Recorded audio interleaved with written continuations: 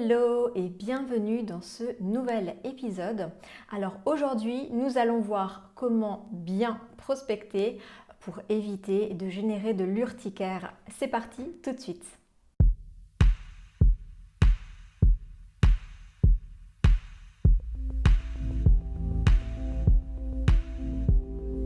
Alors, dans cet épisode, on va parler de prospection et on va parler de comment bien prospecter. C'est important. C'est vrai que la prospection, c'est quelque chose que l'on fait généralement en business, c'est une pratique assez courante en fait, dans le but bien sûr de faire des ventes, de se faire connaître, etc. Mais tu le sais probablement, il y a un petit souci avec la prospection, c'est que souvent, de la part de l'entrepreneur ou de la personne qui doit prospecter, c'est pas forcément quelque chose que l'on aime faire. Et de la part de la personne qui se fait prospecter, c'est pareil, c'est pas forcément quelque chose qu'on aime recevoir. Donc aujourd'hui, on va parler des bonnes pratiques de la prospection parce que je pars du principe qu'il y a des bonnes façons de prospecter pour justement ne pas générer cette urticaire ni passer pour un vendeur de tapis. Et on va voir tout ça ensemble dans cet épisode. Avant de voir le comment, justement, on va voir pourquoi et quand prospecter. Je ferai un petit récapitulatif par rapport à ça. Et puis ensuite, je te donnerai quelques conseils pour bien prospecter, donc le comment. Et ce sera organisé de deux façons. Donc d'une première, dans un premier temps, les choses à éviter et ensuite bien sûr les choses plutôt à favoriser pour faire une prospection qui soit à la fois efficace et agréable, aussi bien pour toi que la personne que tu prospectes. Alors tout d'abord, pourquoi et quand prospecter? Donc il y a différents motifs, différentes raisons qui peuvent te pousser à faire de la prospection. Tout d'abord pour te faire connaître, donc dans une démarche de promotion de ton activité. Donc dans la phase découverte, ça c'est quelque chose que l'on verra dans les prochains épisodes. Je vais te parler un petit peu de ces différentes phases que tu peux retrouver dans le parcours de vente, mais je t'en dis pas trop tout de suite. Je laisse le suspense un petit peu. Et donc pour te faire connaître dans la phase de découverte, donc promotion de ton activité. Tu peux aussi faire ça pour une prise de contact en fait de démarchage dans le but de faire des ventes. Clairement, voilà, ça c'est des choses que l'on retrouve assez de façon classique. La plupart des personnes d'ailleurs qui prospectent, elles font ça vraiment dans le but de faire des ventes. Mais c'est pas obligé. Tu peux aussi faire la prospection dans le but de partager des informations ou d'offrir du contenu. D'accord ? Tu peux aussi offrir des accès gratuits, tu peux offrir des freebies, tu peux partager un certain nombre de choses que tu as. Donc pas forcément pour générer du chiffre d'affaires, mais simplement toujours dans le but de te faire connaître, de promouvoir ton activité et peut-être de récolter des adresses mail. Et enfin, tu peux aussi faire la prospection tout simplement si tu veux faire une collaboration, si tu veux faire un partenariat, si tu veux demander des conseils, du soutien, de l'aide. Enfin voilà, dans une démarche qui n'est plus trop orientée vente commerciale, mais plutôt une démarche qui est orientée relationnelle, on va dire. Aujourd'hui, nous, on va se concentrer sur les démarches de prospection qui sont orientées sur la partie commerciale, bien sûr avec un objectif de vente à court ou long terme. Ok ? Donc comme je te le disais avant, on va voir deux aspects. Les choses à éviter, absolument, et aussi qu'est-ce que je te conseille de faire, donc les choses, les bonnes pratiques, si tu veux, pour une prospection efficace et cool. Alors, tout d'abord, les choses à éviter. Ça t'est déjà certainement arrivé de te faire prospecter. D'ailleurs, cela dit en passant, c'est toujours intéressant de se mettre en fait à la place de notre cible, de notre prospect, de notre client et de se projeter finalement dans la démarche qu'on veut faire, comment celle-ci va être perçue par cette personne. C'est très important parce que ça peut nous éviter de faire des gourdes, tout simplement. Ça peut nous éviter de faire des erreurs et ça peut nous donner des indications sur comment avoir la bonne posture, quoi dire, quoi éviter. Et voilà, ça donne déjà beaucoup d'indicateurs en fait lorsqu'on se met à la place de l'autre parce que nous-mêmes, on a déjà, je présume, mais quasiment sûr, été dans la posture dans la place de la personne qui se fait prospecter. D'accord ? Et c'est franchement pas agréable. Donc tout d'abord, pour la partie des choses à éviter. Donc j'ai regroupé ça dans deux choses. Premièrement pour la prise de contact et ensuite pour le contenu de la communication. Okay. Donc pour ce qui est prise de contact, chose à éviter, première chose pour moi, c'est de ne pas prospecter sans avoir ciblé. Si tu prospectes et que tu veux contacter tout le monde sans avoir ciblé, c'est une grave erreur. Pourquoi? Tout simplement parce que tu vas contacter des personnes qui, dans tous les cas, ne seraient pas du tout intéressées par ce que tu as à leur proposer. Donc, tu te tires une balle dans les pieds toi-même. Si déjà la prospection, c'est pas forcément quelque chose qui amène toujours des très bons résultats ou qui donne toujours une très bonne image, de marque en l'occurrence, et ben là de cibler des personnes qui vraiment n'en ont rien à faire concrètement de ce que tu as à leur proposer, c'est une grave erreur. Donc oui, peut-être que toi de ton côté tu te dis ah mais si ça peut les intéresser, oui parce que toi tu veux vendre, donc tu penses que ce que tu as à vendre ça va intéresser tout le monde, mais la réalité souvent est tout autre. Et j'en parle beaucoup quand je parle de cibler, quand je parle de ciblage, quand je parle de client idéal, etc. Je pense que c'est vraiment une chose qui est très importante, que moi j'apprends à faire à mes clientes dans la phase des bases en fait, des fondations de business, et que tu peux revoir d'ailleurs, que tu peux retravailler tout au long de ton parcours entrepreneurial, il n'y a aucun souci là-dessus. Mais c'est vrai que le mieux, c'est de ne pas contacter tout le monde parce que en contactant tout le monde, tu vas te faire certainement des ennemis. Ensuite, l'autre chose qui aussi est importante, c'est la façon dont tu vas prendre contact avec les personnes. Moi, je déconseille, alors le téléphone, ça c'est sûr, certain. Si déjà tu trouves le téléphone, le numéro de téléphone de quelqu'un, ou même d'une entreprise, c'est quand même assez intrusif. Bon, il faut savoir que tout ce qui est entreprise aujourd'hui, c'est très filtré, donc tu n'auras pas forcément beaucoup de résultats et tu risques de tomber sur des personnes qui ne vont pas forcément donner suite à ta démarche, donc ce n'est pas forcément la meilleure des solutions. Ensuite, la prise de contact via mail, je te déconseille aussi. Moi, j'ai déjà reçu, toi aussi certainement, pas mal de mails de prise de contact, alors que ce soit des personnes qui viennent d'Inde ou de je ne sais où et qui carrément spam, c'est vraiment assez abusif, mais même de personnes voilà, qui pensent bien faire en faisant leur prospection et qui me contactent alors que je leur ai juste rien demandé et que je ne suis absolument pas intéressée par ce qu'elles ont à me proposer. Donc résultat, conséquence, c'est irritant, c'est agaçant. Il faut savoir que la boîte mail, c'est quand même quelque chose qui, voilà, c'est quand même assez intimiste, d'accord? Donc là aussi, peu importe, tu peux avoir l'adresse mail professionnelle ou privée. Moi, personnellement, lorsque je reçois des mails de prospection sur ma mail professionnelle, ça me fait tout à fait la même chose que sur ma boîte privée parce que ça reste quelque chose qui dérange en fait. Alors, je ne sais pas si c'est ton cas. La plupart du temps, c'est le cas, d'accord? On reçoit de plus en plus de mails publicitaires, promotionnels et les gens n'aiment pas trop être pris pour des vaches à lait ou des personnes voilà, à qui on veut extirper leur argent. C'est comme ça qu'elles le perçoivent la plupart du temps. Donc moi, je te déconseille ces deux canaux-là. Et l'autre chose aussi qui est importante par rapport à ça, c'est que tu risques d'avoir en fait, par rapport à l'aspect professionnel, d'avoir des gens qui te catégorisent dans les spams. Alors déjà,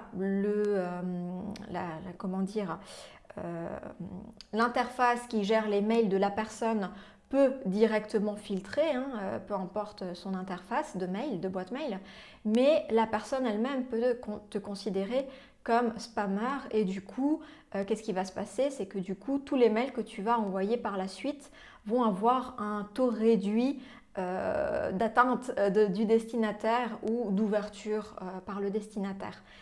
Parce qu'il y a aussi une sorte d'algorithme, enfin voilà, il y a des choses qui calibrent tout ça, qui filtrent un petit peu tout ça, parce que justement les personnes en ont marre d'avoir des pubs et d'être spammées. Donc les fournisseurs de boîtes mail proposent ce genre de choses. Et voilà, c'est pas bon pour toi, c'est pas bon pour ton taux d'ouverture de mail, même pour les personnes ensuite qui ont envie de travailler par exemple avec toi, d'accord? Ça va réduire ton taux d'ouverture. Donc moi, je te déconseille vraiment tout ça.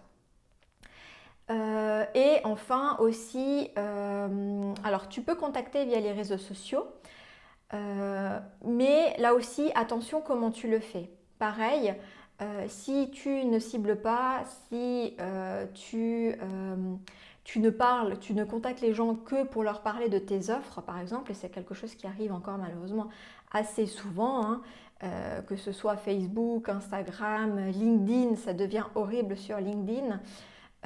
Et ben voilà, il y a des personnes qui viennent, qui te contactent, voilà, je vends ci, je vends ça, mais on leur a rien demandé. Donc ce qui peut se passer en fait dans ces cas-là, c'est qu'on va pas te spammer, on va pas te dire que tu es du spam, mais ça revient au même parce que la personne va se désabonner et tu vas faire vraiment une très mauvaise impression et ton image de marque, ton branding va être vraiment impacté.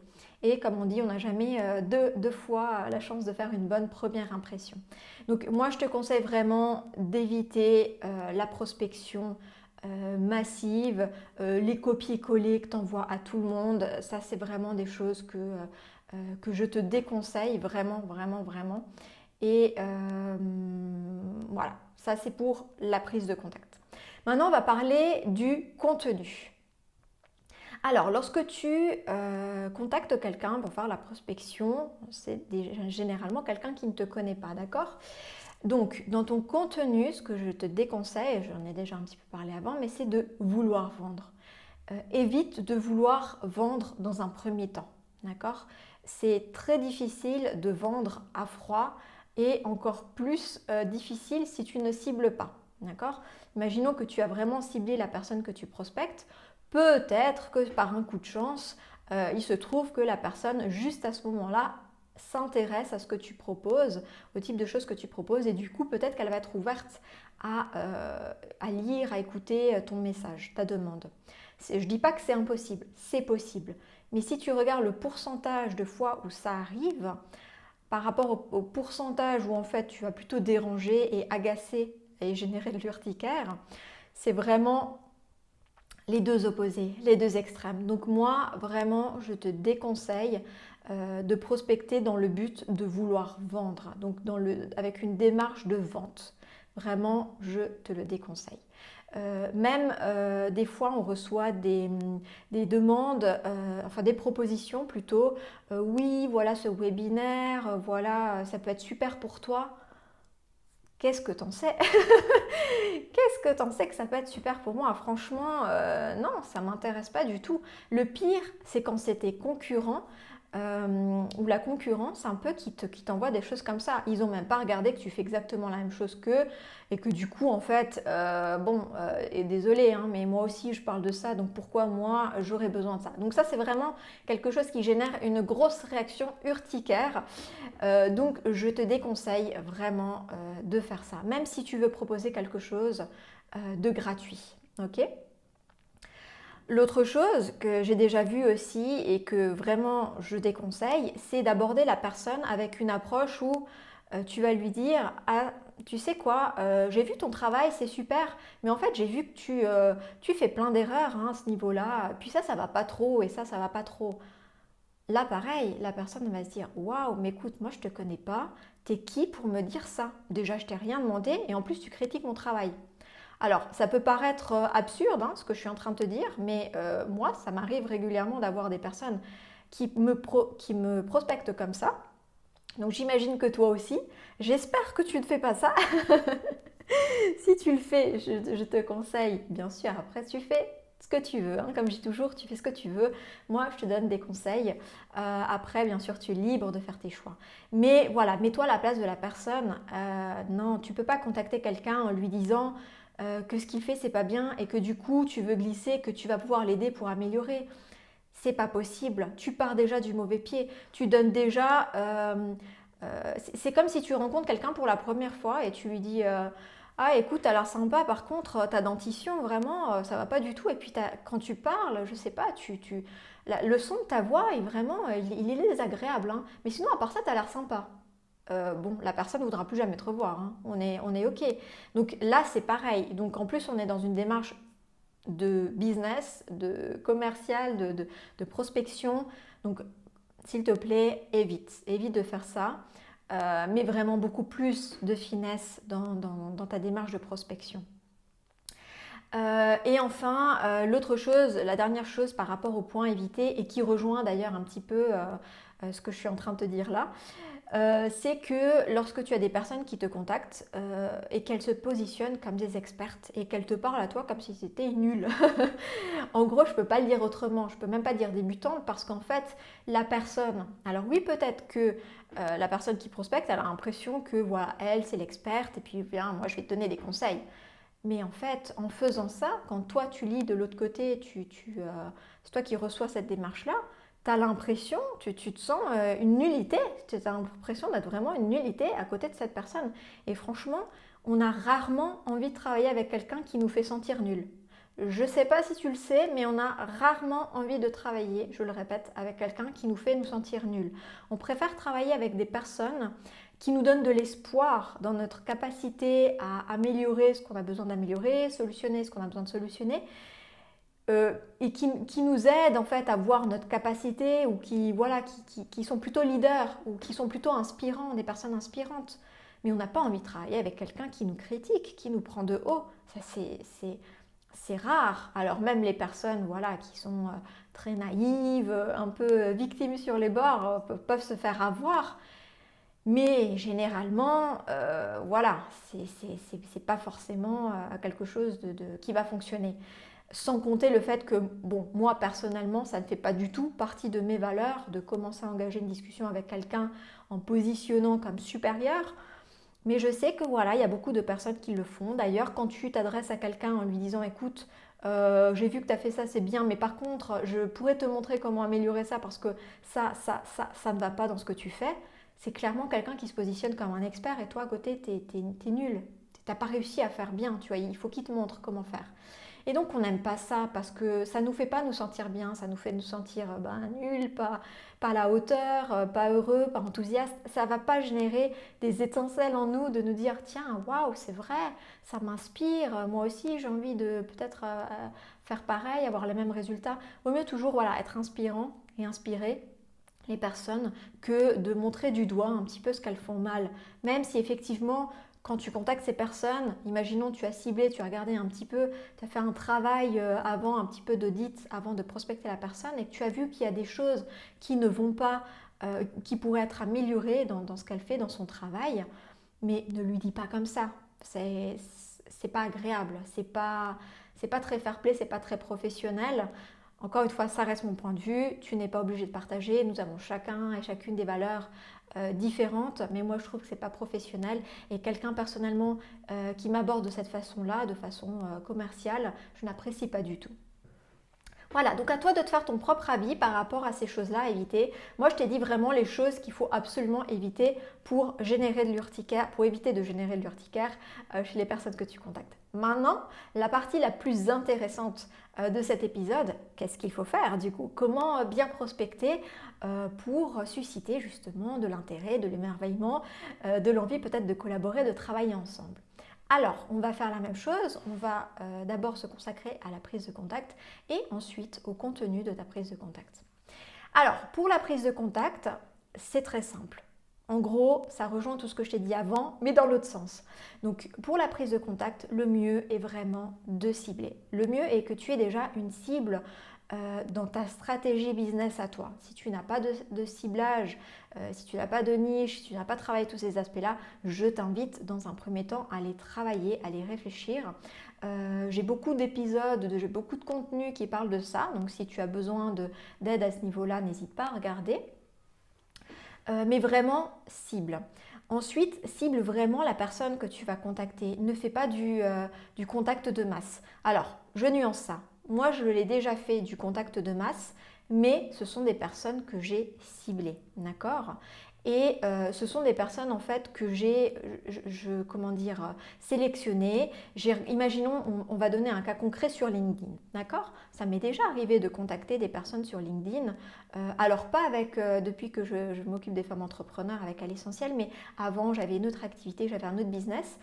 Et Alors pour la petite parenthèse, juste pour que tu saches, j'accompagnais des personnes qui étaient en détresse professionnelle, et notamment en burn-out, et je travaillais beaucoup avec les entreprises pour des formations en interne. Et donc du coup, bien sûr, je contactais des entreprises, je contactais des personnes qui étaient potentiellement intéressées à écouter mon discours, d'accord ? Par contre, j'allais voir d'abord dans le profil de la personne qui elle est, dans quelle structure elle travaille, voilà, est-ce que ça correspond aux critères que moi aussi je recherche et est-ce que cette personne, c'est la bonne personne peut-être pour m'écouter, voilà, je ne veux pas déranger des personnes qui ne sont pas là pour traiter ce genre de demande-là. Ça n'a aucun sens, ça ne sert à rien.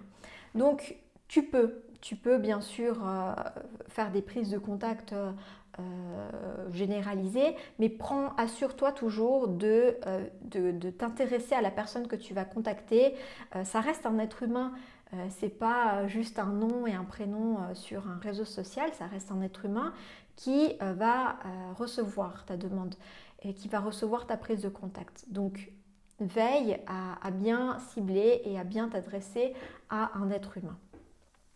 Ensuite, là aussi, pour la prise de contact, je te conseille vraiment de favoriser les réseaux sociaux. Donc oui, tout à l'heure, je te disais attention aux réseaux sociaux, mais tout dépend comment tu t'y prends, d'accord ? Si tu cibles la personne, si tu t'y prends step by step, et je te dirai après avec le bon contenu de communication, il n'y a aucun souci, d'accord ? C'est des choses que tu peux faire. Après, bien sûr, tout dépend aussi des réseaux sociaux. Moi, personnellement, je trouve qu'il y a des réseaux qui s'y prêtent plus que d'autres. Personnellement, je trouve que sur LinkedIn et Facebook, c'est plus facile de prendre contact avec les personnes.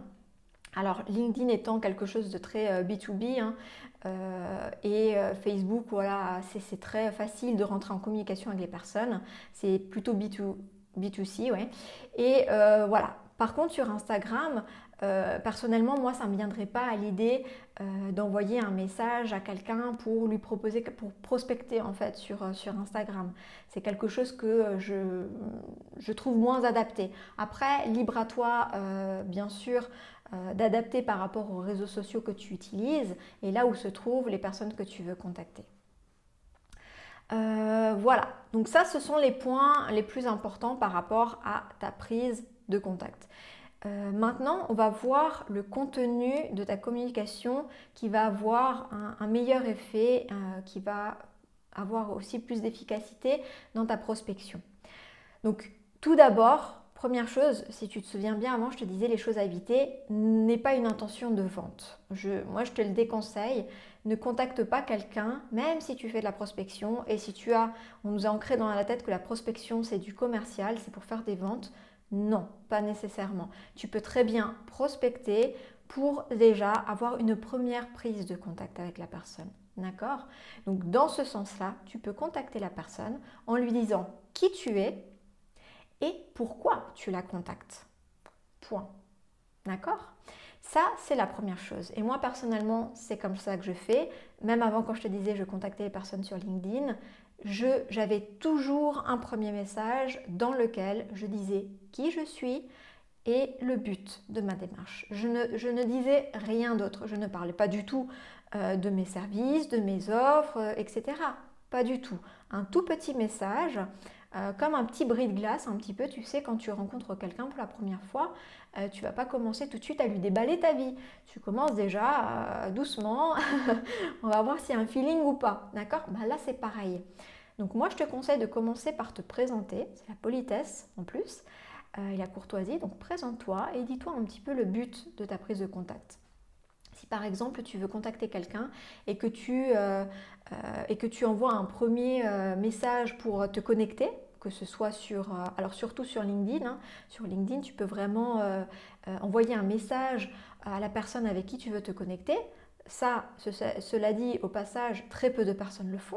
La plupart des personnes envoient comme ça une invitation sans même se présenter. C'est un peu dommage parce que du coup, ça ne permet pas à la personne d'avoir déjà une première prise de contact sympathique de ta part. Donc ça, c'est la première chose. Si tu commences par prendre contact, présente-toi et explique le but de ta démarche. Point. Ensuite, si tu vois que la personne te répond, si tu vois que la personne a un intérêt, si tu vois que la personne est ouverte, alors à ce moment-là, dans l'idéal, tu peux la recontacter en allant un petit peu plus loin. Voilà, là tu peux dire, voilà, moi j'ai ce contenu-là, j'ai vu que vous faites ça. Voilà, tu peux aussi commencer à t'intéresser à elle. Tu peux aussi commencer à voir un petit peu les points communs que vous avez. Ah tiens, j'ai vu que vous faites ça, moi je travaille là-dessus, ça peut être complémentaire, etc. Essaye de faire vraiment comme si tu avais une personne en face de toi. Je sais que sur les réseaux sociaux, on n'a pas la personne en face de nous, donc du coup on a tendance à vraiment pas mettre de soin dans nos prises de contact, mais c'est une erreur. Donc fais comme si tu avais la personne en face de toi, qu'est-ce que tu lui dirais? Voilà, quelqu'un que tu rencontres pour la première fois, tu vas pas tout de suite essayer de lui vendre tout ce que tu fais, ça ne te viendrait jamais à l'idée. Là, c'est pareil. Bien sûr, après, en fonction de ton objectif, de ton besoin, si c'est du B2B, si c'est du B2C, tu peux aller un petit peu plus loin. Voilà, si c'est une entreprise, tu peux avoir une démarche qui est légèrement différente que si c'est un particulier à qui tu t'adresses. D'accord ? En sachant que, entreprise ou particulier, derrière, il y a toujours un être humain, en fait. Donc, la démarche est sensiblement la même. Ensuite, le mieux, c'est vraiment d'être, voilà, comme je te le disais, c'est vraiment d'être dans une attitude où tu es dans un échange. Ne considère pas ta prise de contact comme de la prospection commerciale, même si, in fine, c'est vers ça que tu veux tendre, si c'est faire un échange commercial, faire une vente. Mais dis-toi que tu es dans un échange, dans un rapport de communication avec une personne dans laquelle il y a une première phase de découverte, voir si ça match, voir si ça joue, s'il y a un feeling, etc. Et enfin, le dernier point, et c'est l'opposé de celui que je te disais avant dans la partie des choses à éviter, c'est de te mettre à son égal. Tu peux valoriser bien sûr ce que tu as vu que la personne fait de bien, d'intéressant, etc. Et la personne ou l'entreprise pour laquelle la personne travaille, tout dépend de ta cible, la personne que tu veux contacter. Mais mets-toi à son égal, même si tu es une experte, même si tu es une professionnelle dans ta thématique, dans ton domaine, mets-toi à égal, humain à humain, d'accord ? Parce que c'est la meilleure façon de t'ouvrir des portes et de faire que la personne en face de toi ait envie de t'écouter. Elle va se sentir bien avec toi, elle va te trouver plus sympathique que si tu la prends de haut. Et du coup, voilà, ça va favoriser l'écoute, l'ouverture à ta proposition, etc. Donc ça, ce sont les différents éléments pour faire de la prospection en évitant les crises urticaires. Si jamais, il y a aussi un épisode de podcast que j'avais fait dans lequel je te parlais de vente, mais justement de comment faire des ventes comme par magie et comment faire des ventes sans prospection. Si jamais tu te rends compte que voilà, tu as écouté l'épisode, mais finalement tu te rends compte que la prospection c'est vraiment pas quelque chose pour toi, n'hésite pas à aller voir ces autres contenus dans lesquels je te parle de comment vendre sans faire de prospection, parce que oui, c'est tout à fait possible et faisable. En tout cas, pour aujourd'hui, c'est tout ce que j'avais envie de te partager. Ça fait quand même déjà pas mal de pistes à étudier, à réfléchir. Peut-être que si tu fais déjà de la prospection, tu te dis qu'il y a des choses que tu peux réajuster. En tout cas, j'espère t'avoir apporté des éléments pertinents pour tes futures prises de contact avec les personnes, pour tes futures prospections. Et moi, je te souhaite tout de bon pour la suite. Bien sûr, si tu as aimé cet épisode, comme d'habitude, n'hésite pas à me laisser un petit témoignage, un petit like, abonne-toi, enfin fais tout ce que tu veux, mais n'hésite pas à me soutenir, à soutenir la chaîne et à soutenir le podcast. Et moi je te dis à la semaine prochaine pour le prochain épisode. Ciao ciao!